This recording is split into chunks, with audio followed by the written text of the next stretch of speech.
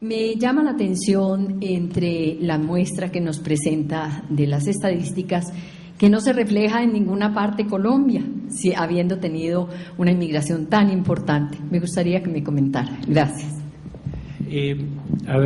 Estando en Colombia, no siendo especialista en el caso colombiano, dejé eso a los colombianos, digamos, ¿no? Pero lo que sí diría es que yo, por ejemplo, tengo tíos colombianos, hermanos mayores de mi madre, porque los árabes emigraban básicamente a través del Atlántico y habitualmente llegaban a puertos latinoamericanos del Océano Atlántico o del Caribe, no a puertos del Pacífico. La gran mayoría no llega al Perú por el puerto del Callao, que es el puerto de entrada habitual.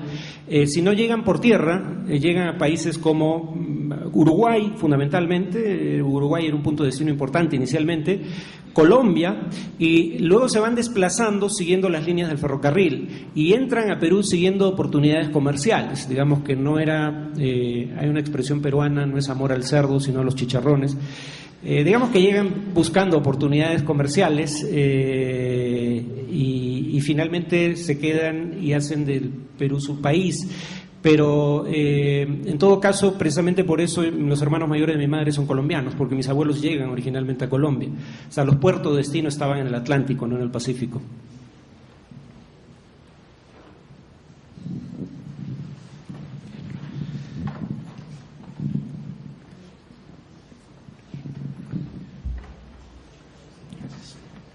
Bueno, pues yo te quiero preguntar más por la diáspora palestina. Con la muerte de Edward Said en 2003, yo pienso que todos los palestinos se quedaron huérfanos y que pues tiene que, no soy caudillista, pero pienso que tiene que haber una persona que los una de nuevo, ¿no? Pienso que hay un abandono hasta cierto punto al papel que le ofrecía. Una última conversación que tuve con Daniel Barenboim, pues con el director, un gran amigo, pues él se siente realmente solo en este momento, actuando solo, y pues pienso que la labor del intelectual palestino debe nacer de nuevo, y oyéndote pues me agrada mucho. Entonces, felicitaciones por ese trabajo y gracias por estar en Colombia. No, gracias. Sobre Daniel Barenboim, solo una mención, es un personaje absolutamente admirable, ¿no? Bueno, aparte de que es un gran profesional, es músico y director de orquesta, como mi doble paisano, Sabat, árabe y peruano como yo. Barenboim es un personaje que ha estado dispuesto a enfrentar a los sectores más oscuros de la sociedad israelí en defensa de los derechos de los palestinos, ¿no? Es uno de esos judíos que me merece no solo respeto me merece casi todo el mundo, me merece una gran admiración, ¿no? Ha pagado caro la osadía de no presentarse, por ejemplo, en asentamientos en territorios ocupados. Él no se presenta ni como director de orquesta ni como intérprete en territorios ocupados en asentamientos israelíes. Sí se presenta en pueblos palestinos, ¿no? Y era un gran amigo de Edward Said. De hecho, ambos lograron crear una orquesta binacional palestina-israelí que lamentablemente no sé qué haya sido de ella, ojalá siga, no lo sé, pero era una iniciativa valiosa. Barenboim también fue el primero en interpretar a Wagner en Israel, ¿no? Porque él decía que el antisemitismo de Wagner era repulsivo, era muy primitivo. Es una cosa que nunca he podido entender, cómo gente tan brillante en muchas otras áreas puede ser tan estúpida en una en particular. Wagner tiene unas expresiones sobre los judíos que son vomitivas, pero Barenboim decía que el legado musical y cultural de Wagner trascendía su propia estupidez y que merecía ser preservado, y él fue la primera persona en interpretar a Wagner en Israel, ¿no?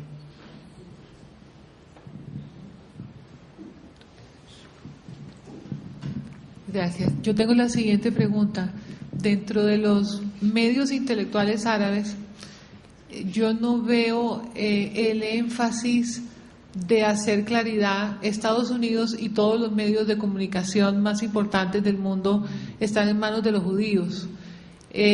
No veo en nuestros intelectuales que se haga énfasis de que Estados Unidos es igual a Israel, está completamente dominado por los judíos.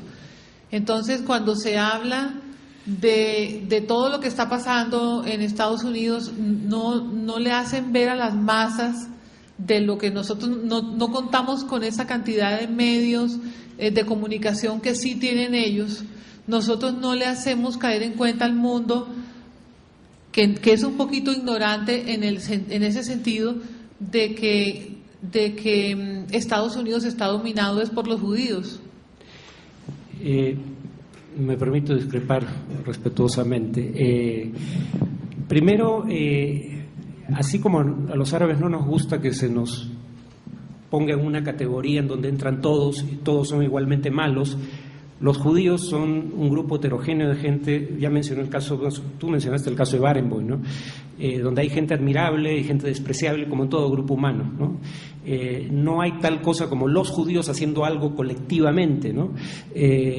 Hay sí ciertamente grupos cabildeo pro-israelí que tienen una política que incluso sectores de derecha norteamericanos consideran contraproducente para los intereses de Estados Unidos. Pero además hay un problema político que yo veo en presentarlos así como un todo omnipotente, y es que si son tan poderosos, pues vayámonos a nuestra casa y dediquémonos a otra cosa, ¿no? Son invencibles, no hay nada que hacer. Se le hace un gran favor a los sectores, digamos, sionistas más racistas, para decirlo explícitamente, pretendiendo que ellos representan a todos los judíos. Y en Estados Unidos ahora hay un grupo de lobby o cabildeo, digamos, judío pacifista, J Street, ¿no?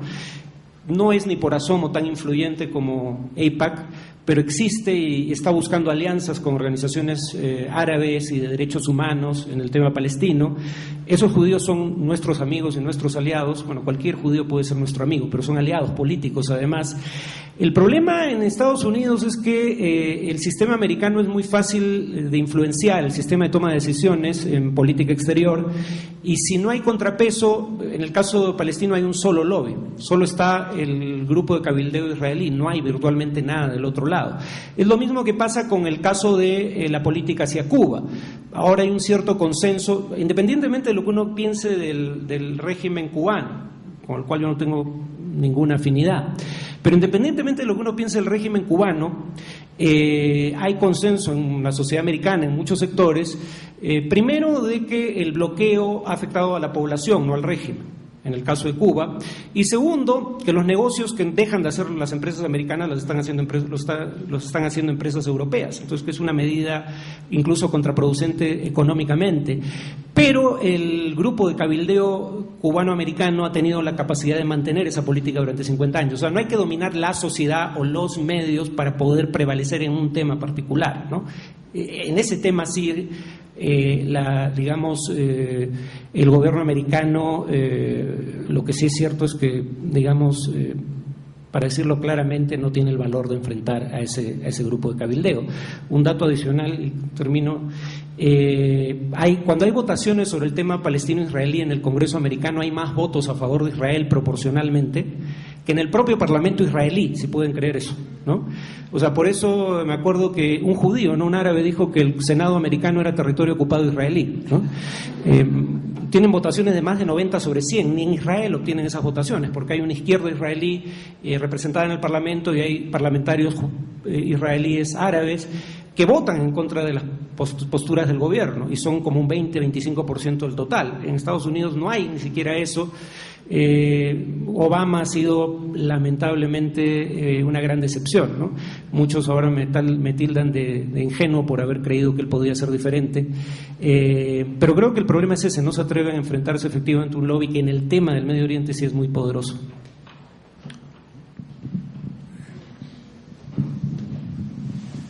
Yo quiero hacer un breve comentario que le escuché al profesor Bejarano en cuanto a la pérdida de la lengua materna. Y él decía que la lengua materna venía porque son las madres encargadas de enseñar la lengua y de transmitir la lengua a los hijos. Pero en el caso particular de mi familia, mi abuelo, que vino en la primera oleada, se mimetizó tanto y se casó con una colombiana, y ahí fue donde hubo la pérdida de la lengua, pero sin embargo se conservó la gastronomía. Sí. Ahora, perdón. Y el otro comentario que quería hacer era acerca del maleteo. Supuestamente, cuando dicen que si lo trajeron los españoles, los árabes, los judíos, ¿qué hay de que al emigrar los judíos y al emigrar los árabes, viviendo en una misma región donde las costumbres son similares, lo primero que hace un árabe o un judío inmigrante, como lo hacemos cualquiera que se va a otro país, es buscar a alguien que tiene costumbres similares? Y las costumbres son muy similares, porque uno va a Jerusalén y los ve convivir en el día a día con las mismas costumbres. Sí, muy bueno, solo brevemente, porque me tomé la atribución de abrir una ronda de preguntas, no sé si estaba programada y no sé si ya estamos. No hay problema, no. Sí, bueno, hasta las 12:30. Disculpen si no. En el caso de, el caso de los judíos, eso ha ido cambiando con el tiempo, es cierto, digamos, pero, por ejemplo, yo he visto apellidos como Rabinovich en una asociación de argentinos sirios. O sea, los primeros judíos que emigran a América del Sur, por lo menos, a veces eran parte de asociaciones mayoritariamente árabes, o árabes esencialmente, del país de donde provenían. Algunos judíos no estaban organizados como comunidad judía, eran muy pocos al principio, se organizan como comunidad siria o de argentinos de ascendencia siria. Entonces sí, el vínculo fue muy estrecho al principio. El conflicto en el Medio Oriente fue muy importante para romper esa relación de cercanía, que al principio era bastante buena. Por ejemplo, cuando se dice que los musulmanes tienen vocación genocida hacia cristianos y judíos, lo cual obviamente es falso. Solo se tendría que poner el ejemplo de mi propia familia. Mi familia es una familia árabe cristiana que vivió en Belén probablemente desde tiempos de Cristo. Y durante 1300 años de dominio musulmán nadie les impidió ser cristianos. Siguieron practicando su religión. O sea, son argumentos totalmente falaces. Lo mismo podría decirse de los judíos, ¿no? Si tuvieran vocación de limpieza étnica, ¿por qué seguía habiendo judíos en el siglo XX, ¿no? en Palestina, cuando durante 1300 años los musulmanes habían controlado la región? Sobre el tema de la lengua, no hay nada de malo en que se pierda al cabo de un par de generaciones. Eso le pasa a todo grupo de inmigrantes, ¿no? Salvo que haya un esfuerzo deliberado por preservarla. Lo común en todo grupo de inmigrantes es que la primera generación nacida en el país de destino entienda pero no hable, y la segunda ni entienda ni hable. Eso no sería un problema, salvo en el caso, en mi opinión, de los palestinos, porque, por lo que ya dije, porque son una nación sin Estado y sin ciudadanía. Y si la diáspora palestina se desentiende de quienes viven bajo ocupación, la vida de esa gente va a ser todavía más dura.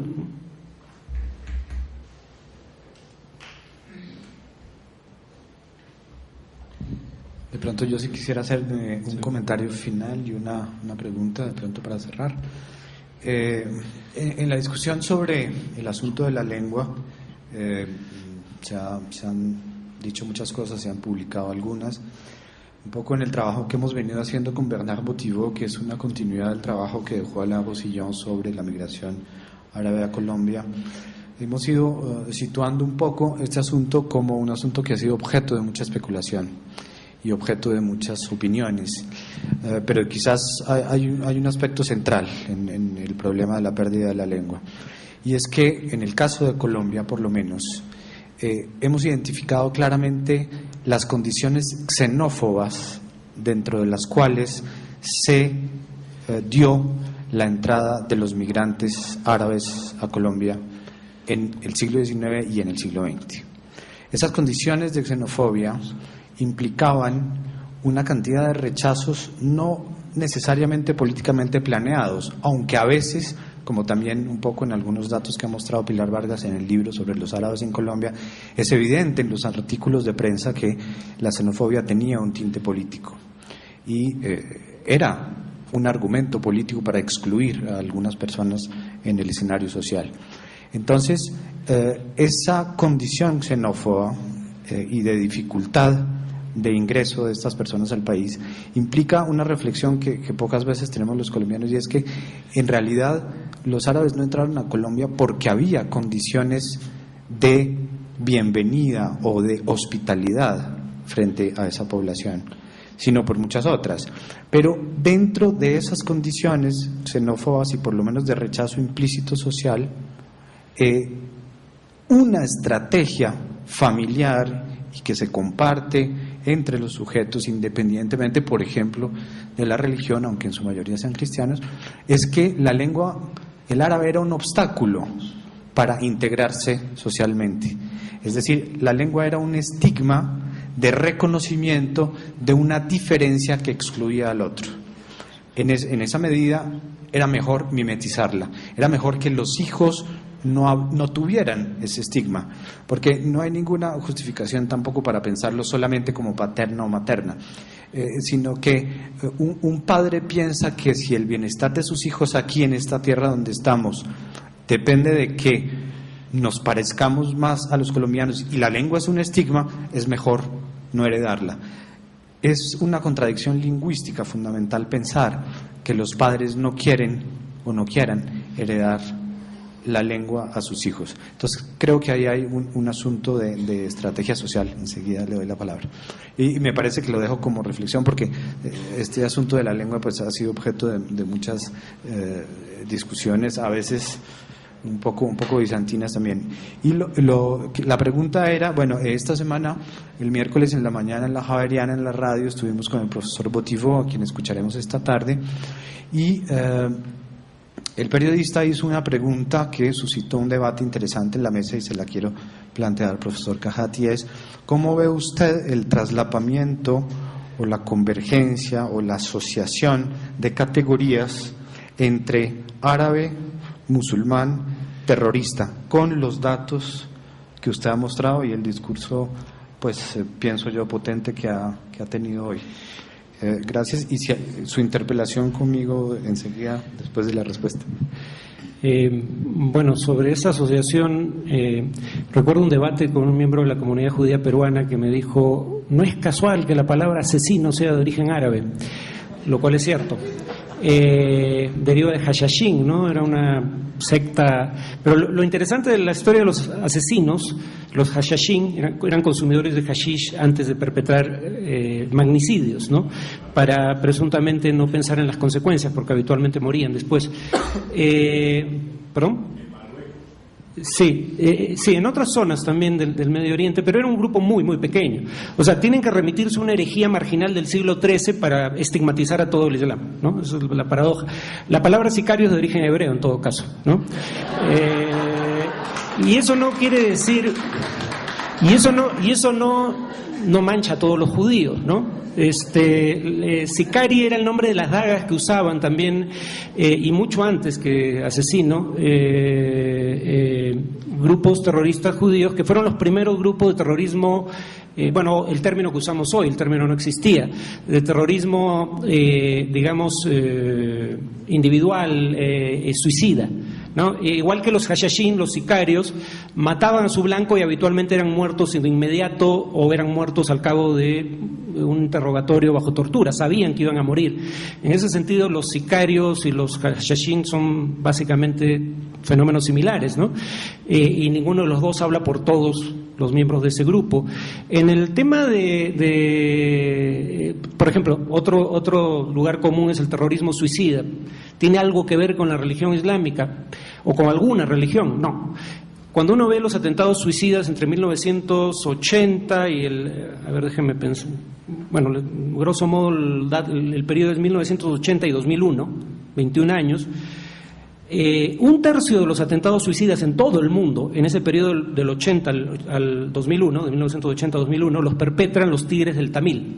Un tercio de todos los atentados suicidas. O sea, los principales perpetradores no eran grupos islámicos o árabes. Y los tigres del Tamil, bueno, si acaso tienen como origen religioso el hinduismo, ¿no? Esa religión asociada a un personaje tan entrañable y pacífico como Mahatma Gandhi. Pero además los tigres del Tamil eran de origen hindú, pero era un grupo marxista-leninista, por ende ateo, ¿no? El principal grupo perpetrador de atentados suicidas en el mundo era un grupo ateo, ¿no? Y esto es importante porque se dicen, claro, porque les regalan vírgenes en el más allá, por eso se suicidan, entonces la religión es la culpable. La pregunta es, ¿qué vírgenes esperan obtener mujeres heterosexuales que también perpetran atentados suicidas en algunas ocasiones, ¿no? Presumo que no tienen ningún uso para 72 mujeres vírgenes. Entonces, digamos, hay tanto prejuicio. Un último dato: cuando uno ve dónde se producen el 80% de los atentados suicidas en el mundo entre el 2000, el dato es de Farid Zakaria en su libro El mundo posamericano, si mal no recuerdo, entre el 2001 y el 2008, el 80% de los atentados suicidas en el mundo, atentados suicidas en el mundo se perpetran en Irak y Afganistán, o sea, los dos países que Estados Unidos invadió y ocupó después del 11 de septiembre del 2001. O sea, en otras palabras, la ocupación atrajo el problema, ¿no? Lo creó donde no existía.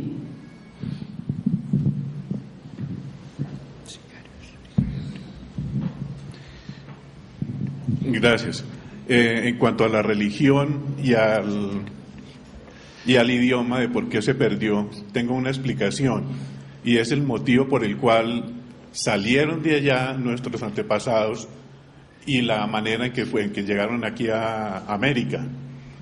Una parte fue, digamos, el rechazo que tuvieron allá los cristianos, la comunidad cristiana, en todo el Medio Oriente con relación a los turcos. Los cristianos se asociaron al ocupante que eran Inglaterra y Francia. Como eran países cristianos, entonces hubo la persecución a los cristianos de allá y los cristianos tuvieron que empezar a salir.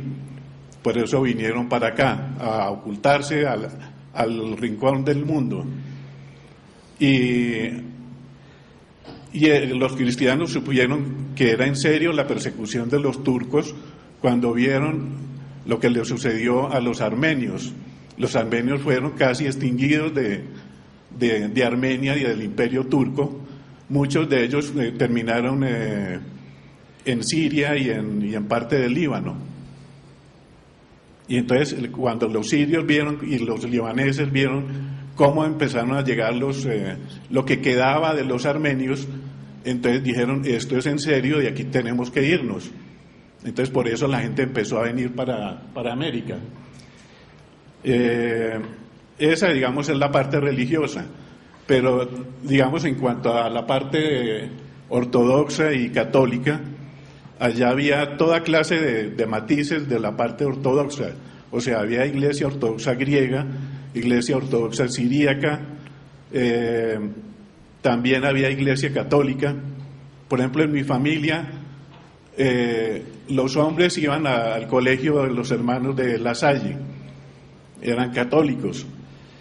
Las mujeres iban al colegio ortodoxo ruso y la educación en parte era venía de los libros, venían de Rusia y los maestros venían de Rusia, porque Rusia también tenía intereses en el Medio Oriente. En cuanto a, digamos, al llegar ya a América, entonces, ¿qué hace una persona que es de la iglesia ortodoxa griega? Aquí no hay iglesias, no hay dónde ir, entonces lo único similar era la iglesia católica. Entonces la gente va a las iglesias católicas y no hay ningún problema. O sea, esa asimilación antes se da como parte de la receptividad que tuvieron aquí en América.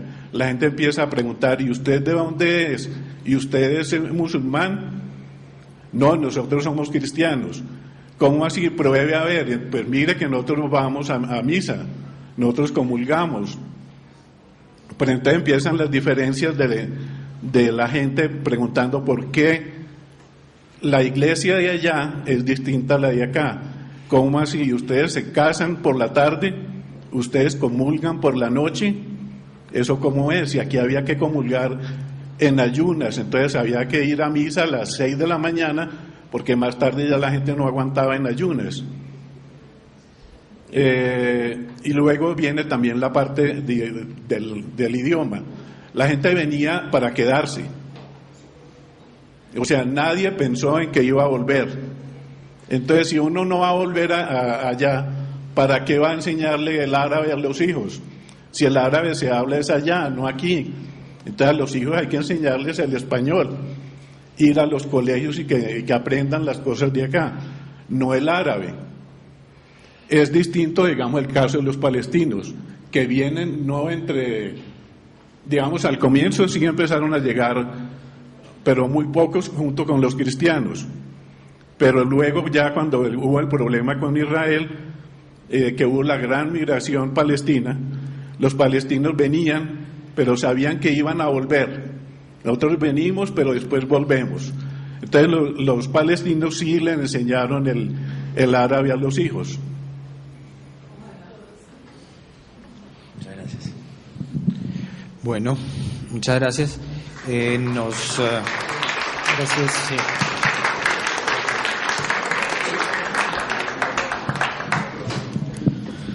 Muchas gracias al profesor Farid Kahat.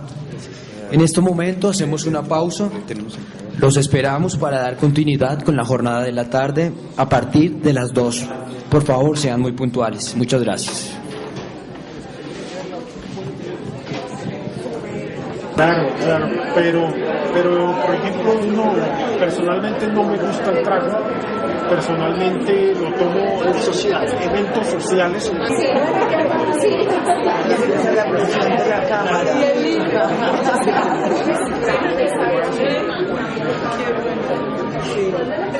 Un tipo de pose, fotografía.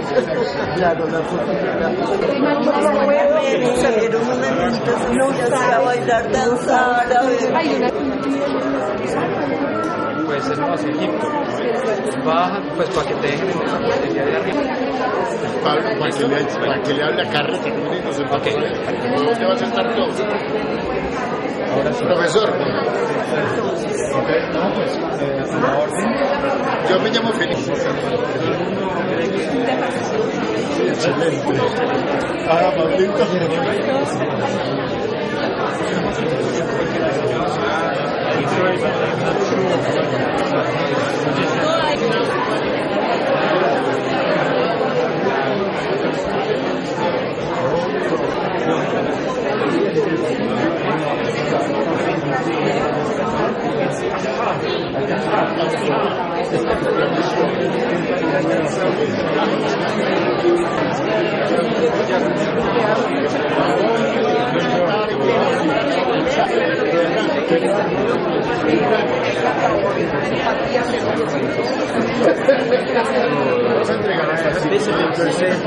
Unfortunately, they haven't got the.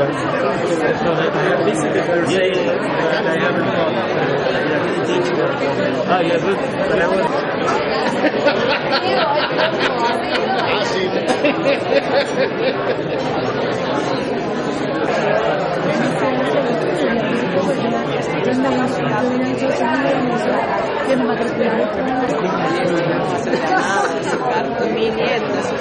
Más bien la que organiza. Bueno, esa estaba preguntando por la otra. Mira para allá, la rodea, la montaña, una belleza.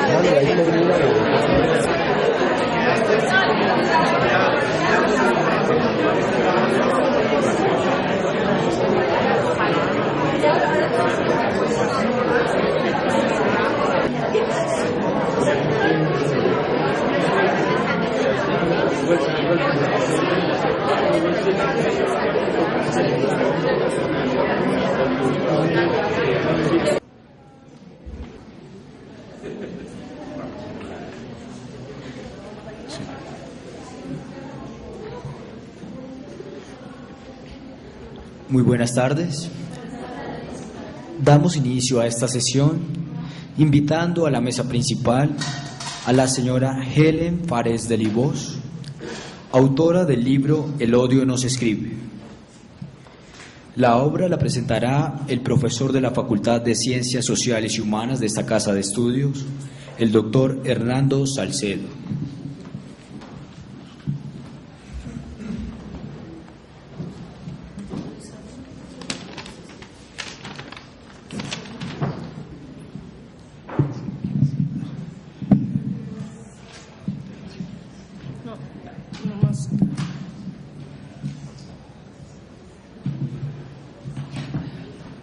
Buenas tardes, gracias por venir, muchas gracias a la universidad, muy agradecida con la organización, a Zuleima Sleve, a todos los que estamos acá, muchísimas gracias, le agradezco mucho, muy amables, gracias.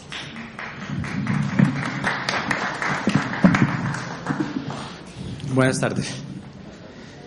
Bueno, esto ha sido una empresa difícil en muchos sentidos, la de presentar hoy el libro de Helen, por muchas razones que voy a explicitar al principio, para tratar de puntualizar otros aspectos y que en realidad le demos la bienvenida a este libro en su aparición reciente de julio de 2011 y para que también tengamos la inquietud, la expectativa de el placer de leer estos textos que además creo que están ahora disponibles aquí mismo.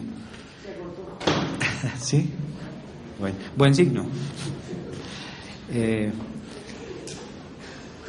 Lo primero es que obviamente en la Facultad de Ciencias Sociales y Humanas solemos lanzar, presentar y comentar libros muy académicos que tienen que ver con el ámbito de la investigación y a veces eventualmente libros que rozan los territorios del arte, de las letras, pero que de todas maneras siempre tienen una disculpa desde su lectura como científicos sociales.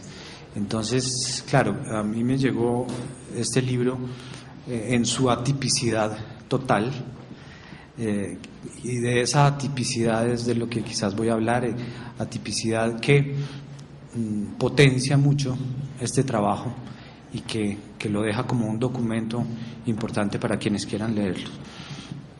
Y de todas maneras, pues poniéndome en el plano de un científico social, yo pensaría casi que en realidad esto que es un libro es como una saga. Yo tuve en mis manos 3 de esa saga, pero una saga en el sentido de lo que podría ser la saga de recuerdos, la saga de impresiones, la saga de sentimientos plasmados con algunas transiciones y dificultades de las que también voy a hablar. Entonces no estamos hablando de un libro, estamos hablando como de un proceso continuo que viene desde atrás, y en ese proceso yo situaría esta saga de textos como una especie de etnoficción. Si uno le pregunta a los escritores, y todos han hablado demasiado de ellos, pero en particular William Faulkner, oiga, ¿y usted cree que en su obra hay algo autobiográfico? Pues en general es una pregunta que hacen los periodistas, etcétera. Entonces los escritores toman una distancia un poco cínica siempre, porque todas las obras no son más que la puesta en letras de esa ficción que es la vida, y de la vida en ficción, y esa relación entre la ficción y la vida. Y creo que Helen hace una etnoficción, es decir, una puesta en texto de sus recuerdos, sus impresiones de instantes. Eso es muy interesante, como en esta saga de textos. Son unas especies de fotografías textuales muy breves. Yo no me interesa tampoco clasificar eso, si eso es poesía, eso creo que no vale la pena. Son parte de esa etnoficción como de la necesidad, eso es el primer punto que ya entonces quiero tratar claramente. La necesidad que en estos textos uno siente de decir. Es decir, yo en mi vida necesito tomar una distancia para decir algo porque me parece relevante, y aquí hay un valor muy grande en la puesta en letras de lo que Helen hace. Pero esa necesidad no proviene de cualquier parte, y creo que eso nos reúne aquí en este evento. Es decir, el hecho de ser una mujer que nace en el Líbano, como hablábamos ahora, no en el Líbano Tolima, sino en Beirut, y que llega a Colombia en un momento determinado y empieza una vida como migrante con una identidad árabe irrefutable, pero también con una incorporación a la sociedad colombiana muy importante, la hace como, es lo que uno siente aquí, dice la solapa, pero no lo sé y no importa, dice a los 70 años ella, lo que necesita decir en todo este recorrido de imágenes, de recuerdos, de experiencias, y que tipifican esa manera de estar en el mundo siendo una colombiana que no ha dejado de ser libanesa. Y creo que eso es algo muy importante. Esa etnoficción tiene un segundo asunto relevante, y es el problema de la lengua. Me referí brevemente esta mañana en algunos comentarios porque es algo sobre lo que he reflexionado mucho y hemos trabajado en la investigación a propósito de los migrantes. Y es que yo desde el momento en que hablé por teléfono con Helen noté un acento importante en su castellano, a pesar de llevar las décadas que lleva viviendo en Colombia. Pero luego conocí a su nieta, Juliette, y me di cuenta que su nieta hablaba árabe. Le pregunté que si hablaba. Me dijo que sí, pero que no lo escribía. Es decir, que había un lazo con la lengua perdurable que ya había pasado a las nuevas generaciones, y esto es raro en lo que podemos llamar hoy los colombo-árabes o los árabes de Colombia. Es raro. Yo me referí esta mañana a eso porque creo que ya hoy no hay estrategias de inserción social para los árabes de Colombia, por supuesto, y de todas maneras me parece muy relevante que ella haya tenido la preservación de su lengua y que esté viva aún en sus nietos. Pero digo esto porque uno nota en los textos cierto desequilibrio como sintáctico, como que no están absolutamente completos. Entonces yo le pregunté a ella ayer que en qué lengua escribía, y por supuesto me dijo lo que yo me imaginé. Me dijo que escribía en árabe, y seguramente piensa en árabe.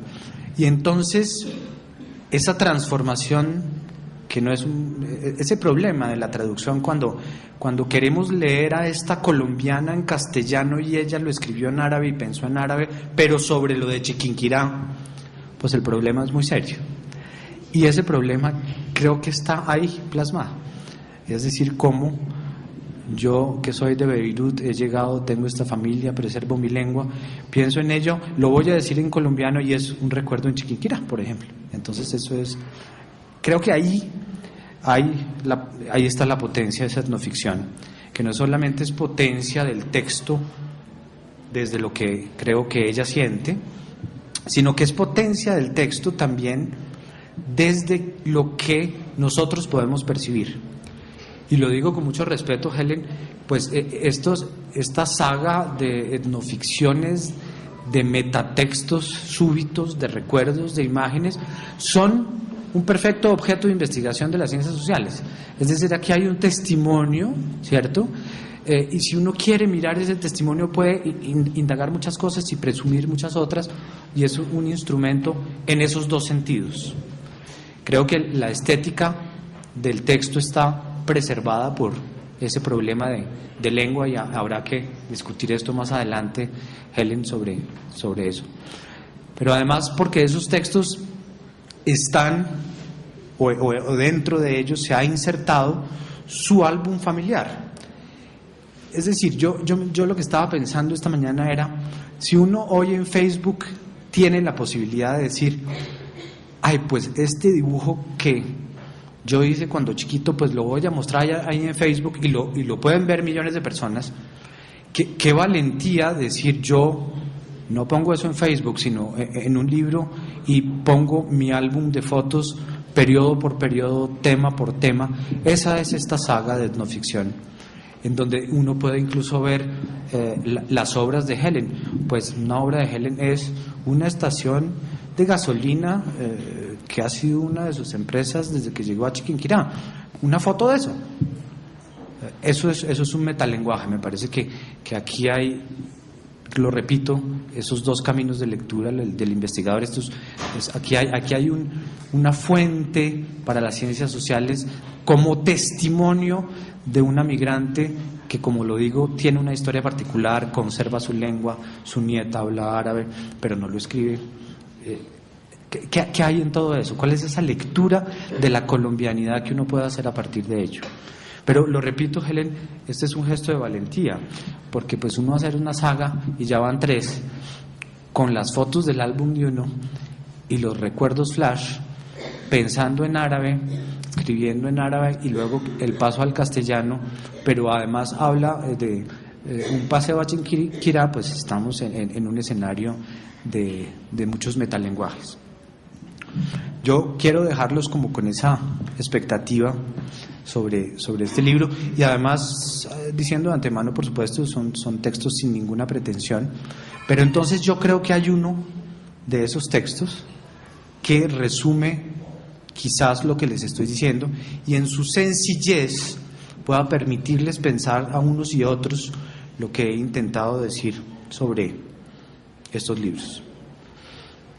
Entonces es así, uno se encuentra una página, un título, vidas ejemplares, una genealogía o una raza.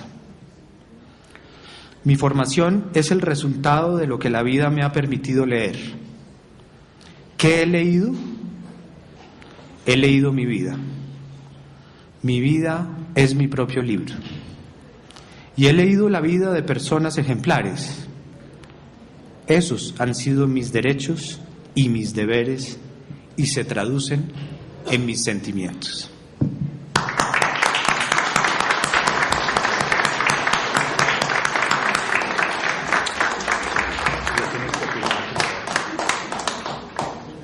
Gracias.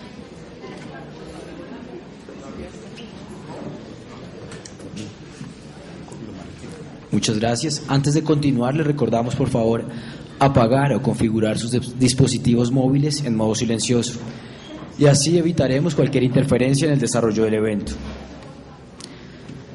Ahora damos la bienvenida a nuestro conferencista de la tarde, el profesor Bernard Bothibau, quien es doctor en ciencia política y profesor emérito de la Universidad de Marsella.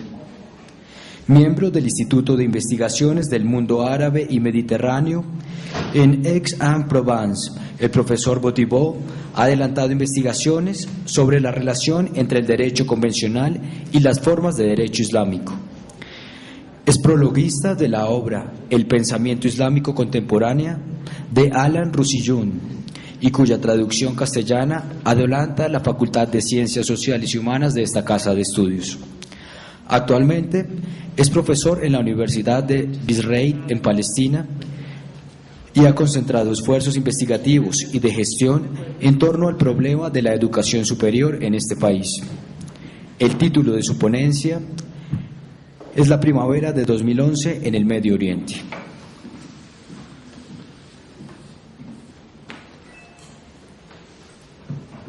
Debo decir que me quedé aquí sentado porque voy a hacer la traducción a capella del profesor Bothibau.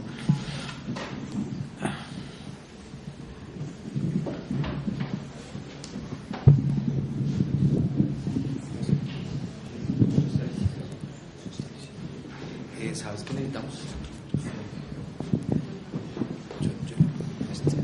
Considère que la présentation est faite. Ouais, j'y suis.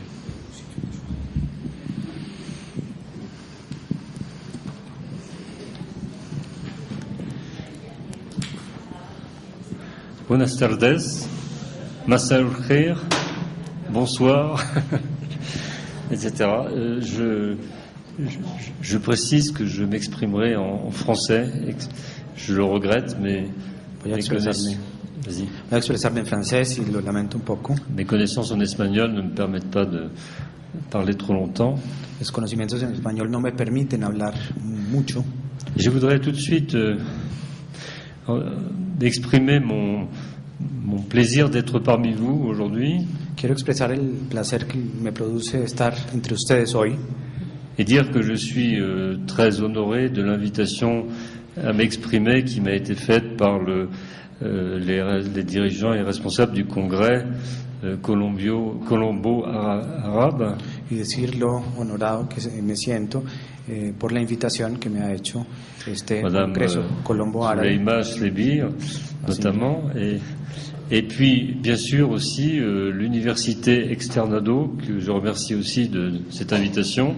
La señora Souleima Chlebir, por supuesto, también la Universidad Externado. Notamment la faculté de sciences sociales et humaines, donc, et le doctorat Lucero Zamudio, et qui, j'assiste donc sur cette invitation parce que c'est dans le cadre de cette université que nous avons avec Hernando Salcedo, le docteur Hernando Salcedo, développé un programme de coopération scientifique qui portera justement sur la sociologie, la connaissance de l'histoire sociale, en tout cas, et politique de cette population qui fait l'objet de cette conférence aujourd'hui. Entonces, agradecer también a la Facultad de Ciencias Sociales y Humanas, a la doctora Lucero Zamudio, y porque es justamente en esta facultad en donde estamos desarrollando con Salcedo un programa de investigación sobre el objeto que es parte de este encuentro. Alors, je dirais que mon plaisir de me trouver aussi parmi vous aujourd'hui, c'est que je mesure, c'est mon deuxième séjour en Colombie, mais je mesure aussi particulièrement dans ces journées où on peut rencontrer beaucoup parmi vous de personnes qui ont des origines au Moyen-Orient. Es mi segunda visita a Colombia y puedo decirles que he medido a través de estas visitas el encuentro con personas como ustedes que pertenecen a la comunidad colombo-árabe. Pas seulement parce que je me suis exprimé parfois en arabe avec quelques-uns d'entre vous. No solamente porque me he expresado ya en árabe con algunos de ustedes. Mais aussi parce que en parlant avec beaucoup d'entre vous, je ressens que des souvenirs remontent sur l'histoire du Moyen-Orient, malgré le fait que vous êtes à la fois loin et proche de cette région. Sino además porque hablando con ustedes obtengo recuerdos sobre el Medio Oriente y recuerdos que al mismo tiempo pues son próximos y lejanos sobre ese Medio Oriente.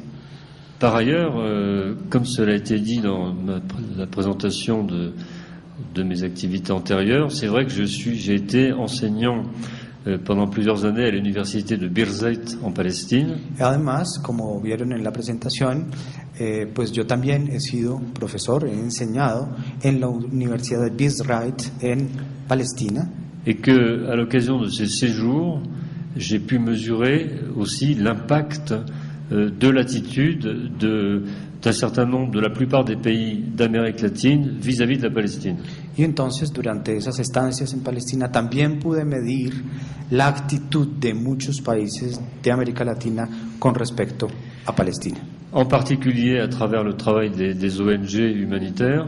En particular con el trabajo de las ONGs y humanitarias. Mais aussi à travers le rôle de certaines ambassades qui ont été parmi les rares ambassades dans le monde à s'ouvrir dans ce qu'on appelle la West Bank en Cisjordanie. Y por el papel de algunas embajadas en particular que fueron capaces de abrirse hacia el West Bank en Cisjordania. Et bien sûr la Colombie, comme on a pu le voir à travers les vœux présentés par le président colombien, donc n'est pas en reste sur ce plan-là, puisqu'elle s'intéresse aussi de près au sort et au devenir des Palestiniens. Y por supuesto, entonces no podemos excluir a Colombia, ya que como lo escuchamos ayer en los deseos del presidente de Colombia, hay una posición con respecto a el destino y el futuro de Palestina. Bon, mais malheureusement, ce n'est pas trop de la Palestine que je vais parler aujourd'hui. Desafortunadamente no es mucho sobre Palestina o de Palestina que voy a hablar hoy. Mais d'ailleurs, notre collègue venu du Pérou a abondamment parlé ce matin et très bien présenté les choses donc pour la Palestine. Entre otras cosas, nuestro colega que vino del Perú esta mañana habló sobre Palestina y además muy bien y con mucha elocuencia. Et donc, moi, ce qu'on m'avait plutôt demandé, et ce que je vais faire d'ailleurs, c'est d'essayer de vous expliquer comment je vois donc la situation actuelle dans le monde arabe du fait de tous les changements politiques intervenus depuis le mois de janvier. Lo que se me pidió y haré entonces es más bien hablar de todos los cambios políticos que se han visto en el Medio Oriente a partir de enero de este año. O desde enero de este año. Alors, au cas où j'oublierais, je remercie d'avance Hernando pour sa traduction, parce que Hernando n'est pas seulement un ami et un collègue avec lequel on a monté ce programme sur sur les populations migrantes, mais c'est aussi, en plus de ça, il connaît maintenant assez bien le monde arabe aussi, et il fait des traductions dont on peut rêver à chaque fois qu'on s'exprime dans une langue autre que la sienne. Il va rougir de ces remarques. Quiere agradecerme pues por la traducción, y no solamente porque somos colegas y amigos, sino además porque parece que lo hago a veces relativamente bien. Bon. Donc, je vais commencer, si vous voulez, mon intervention par vous rappeler ce que tout le monde connaît d'ailleurs, mais quelques faits saillants qui se sont produits depuis le mois de janvier. Vamos a comenzar por señalar algunos hechos importantes, algunos hitos de lo que ha pasado desde enero. Donc, moi je me souviens que j'étais dans un séminaire dans mon université à Aix-en-Provence le 14 janvier 2011. En un seminario en Aix-en-Provence en enero del 2011. Et nous étions tous sur nos téléphones portables en communication avec la Tunisie. Estábamos todos con los celulares en comunicación con Túnez. Où tout le monde s'attendait à la chute de Ben Ali. Y todo el mundo estaba esperando la caída de Ben Ali. Effectivement, ça s'est produit le 14 janvier 2011, après plusieurs semaines de troubles, de soulèvements dans toute la Tunisie. Efectivamente, esto ocurrió el 14 de enero de 2011, después de una cantidad de levantamientos que ocurrieron en el país. Le 25 janvier suivant, el 25 de enero siguiente, en Égypte, en Egipto, on s'attendait donc à une situation difficile puisque les organisations de l'opposition de la société civile avaient... En Egipto estábamos esperando una situación que las organizaciones civiles avaient monté une grande manifestation le 25 janvier. Habían montado una gran manifestación el 25 de enero. Et qui risquait de dégénérer. Que parecía tender a degenerar. Bon, il faut dire que le 25 janvier en Égypte, c'est le jour national où l'on fête la police nationale. Hay que decir que el 25 de enero es un día nacional en Egipto, es el día de la policía de Egipto. Et fixer la manifestation ce jour-là était une sorte de provocation. Y hacer entonces la manifestación este día era una suerte de provocación. Puisque dans l'imaginaire égyptien, la police était celle qui avait fait la révolution avec l'armée, etc. Puesto que en el imaginario egipcio era la policía quien había... qui avait en fait l'honneur de la police, c'est d'avoir avoir créé la révolution nassérienne, etc. Ah, claro, era la policía quien había tenido pues el antecedente de haber creado la revolución naseriana, la de Nasser. Voilà, donc c'était une provocation. Era una verdadera provocación. Et on pouvait s'attendre à des débordements. C'est ce qui s'est passé et Moubarak a été, on le sait, renversé puisqu'il a démissionné le 11 février. Y entonces esto tuvo como consecuencia la renuncia de Mubarak, como lo sabemos, el 11 de febrero. Mais je peux vous dire que c'est un événement très important de l'avoir vu. Je crois que c'était le 30 août, non, c'était un peu avant, pendant le mois d'août, fin août, à la télévision, sur toutes les chaînes du monde, derrière des barreaux, dans un tribunal du Caire, jugé. C'était un choc énorme pour tous les Égyptiens et pour tous ceux qui connaissent bien l'Égypte. Fue algo muy importante, algo enorme, fue un choque muy grande para los egipcios, para quienes conocen Egipto, haber visto el 30 de agosto a Mubarak tras las rejas en la televisión. Donc, je n'insiste pas sur tout cela, mais je rappelle que peu de temps après, il y a eu plusieurs soulèvements donc au Bahreïn. No insisto mucho, pero poco tiempo después hubo levantamientos en Bahreïn, puis au Yémen, en Yémen, et plus récemment, un peu après, en Libye, comme vous savez, et en Syrie. Y después en Libia, como lo saben, y en Siria. En Libye et en Syrie, dans ces deux derniers cas, les soulèvements ont été beaucoup plus graves et dangereux que dans les pays précédents, puisqu'ils ont fait beaucoup plus de victimes. En Libia y en Siria, como lo sabemos, estos levantamientos fueron mucho más peligrosos, puesto que derivaron en una cantidad de víctimas muy importante. Alors, je vais essayer de vous expliquer comment je vois, comment d'une part les analyses se sont organisées autour de ces événements. Voy a intentar explicarles primero cómo es que se han hecho los análisis alrededor de estos acontecimientos. Et deuxièmement, comment, en tant que chercheur, quelle interprétation je donnerais de ces événements. Y dos, ¿qué interpretación doy yo como investigador a estos acontecimientos? Mais avant, je voudrais apporter une précision sur la question de ces soulèvements et de la façon dont on est surpris. Est-ce que l'on est surpris par ces soulèvements? Pero antes quiero, digamos, insistir en la pregunta sobre estos acontecimientos. Oui, est-ce qu'on a été surpris par ces soulèvements? Dans quelle mesure on a été surpris? ¿En qué medida hemos sido sorprendidos por estos acontecimientos? ¿Cuál es su carácter de sorpresa, digamos? Alors, par exemple, notre ministre des Affaires étrangères en France, Monsieur Alain Juppé, por ejemplo, nuestro ministro de Asuntos Extranjeros en Francia, Alain Juppé, dans un discours public prononcé à Paris, à l'Institut du Monde Arabe, en février, en un discurso público pronunciado en el Instituto del Mundo Árabe en París, dans le courant du mois de février. En el curso del mes de febrero. Donc il s'est interrogé pour dire mais comment se fait-il qu'on n'a rien vu venir? Se interrogó y dijo, pero ¿cómo ha sido posible que no hayamos visto lo que se venía? Bon, alors c'est une question effectivement, mais en même temps on peut se demander pourquoi des gouvernants européens, français en particulier, ne voient rien venir alors qu'ils avaient des relations extrêmement privilégiées avec le système Ben Ali et le système Moubarak. Entonces la pregunta es más bien por qué miembros de esos gobiernos europeos no vieron nada venirse cuando tenían relaciones estrechas con regímenes como el de Ben Ali.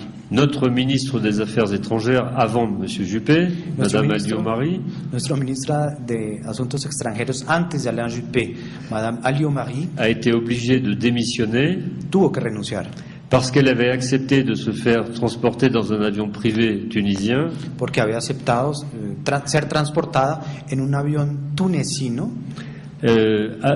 par un proche de la famille de Ben Ali, por alguien cercano a la familia Ben Ali, alors que les soulèvements étaient déjà commencés.